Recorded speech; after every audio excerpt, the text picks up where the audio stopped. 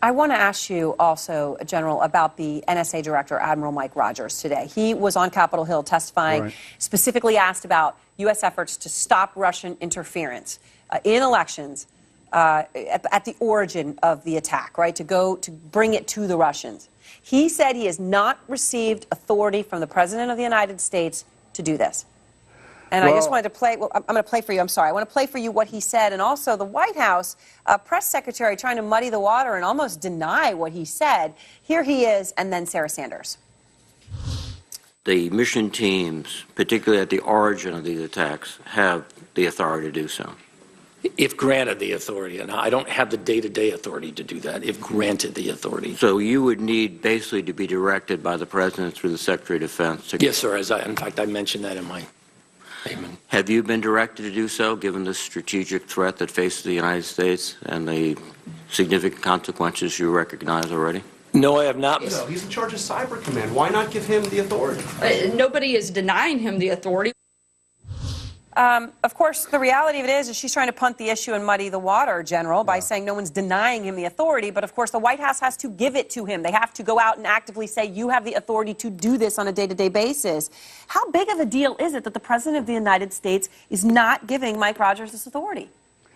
Well, it's both stunning and emblematic. I mean, this is consistent with the President's singular indifference to the threat posed by Russia, and that started when Mike Rogers was one of the four of us as a group who briefed then President-elect Trump on January 6th of last year about this, and he for whatever reason just can't accept it.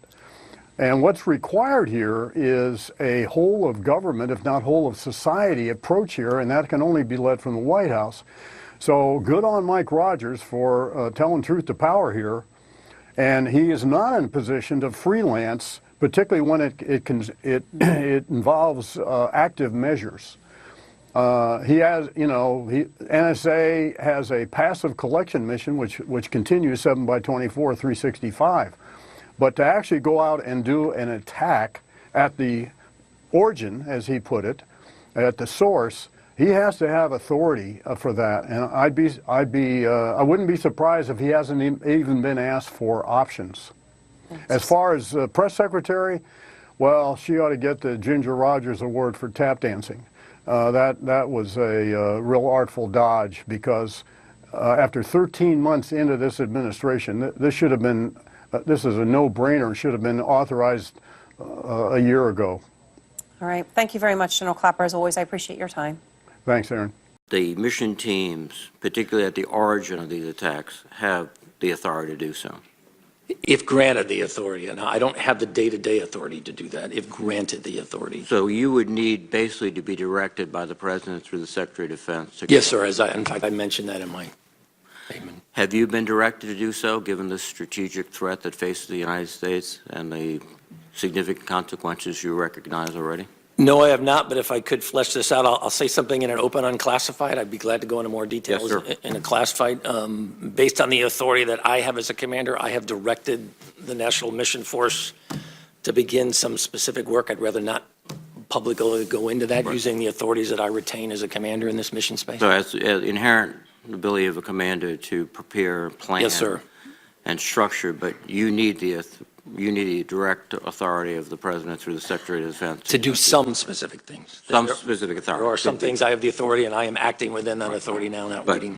Sir, Admiral Mike Rogers, the head of the NSA, said that he has not been granted any additional authority by the President to confront Russian cyber intrusion, interference with our election systems. Why has he not been given that authority? Look, just this week they announced through the State Department that $40 million is being given to the Global Engagement Center to begin providing immediate support to private and public partners that expose and counter Russian and Chinese propaganda and disinformation.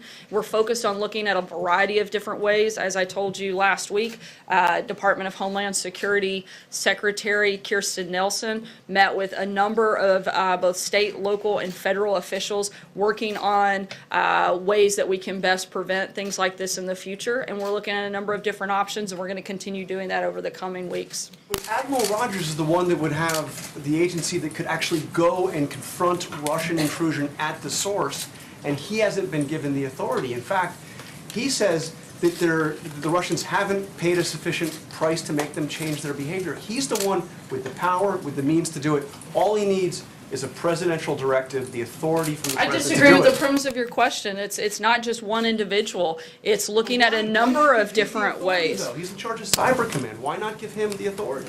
Nobody is denying him the authority. We're looking at a number of different ways that we can put pressure. Look, this president, as I told you last week, has been much tougher on Russia than his predecessor. Let's not forget that this happened under Obama. It didn't happen under President Trump. If you want to blame somebody on past problems, then you need to look at the Obama administration. The president is looking at all of the different causes and all of the different ways that we can prevent it. And as we find different ways that we can do that, we're implementing them. Like you see with the money that was allocated from the State Department, as you see with the conversations that the secretary from the DHS is having, we're going to continue looking at different ways to combat it. And I would imagine that that will be certainly a big part of it. But I can't speak to anything further on it right now.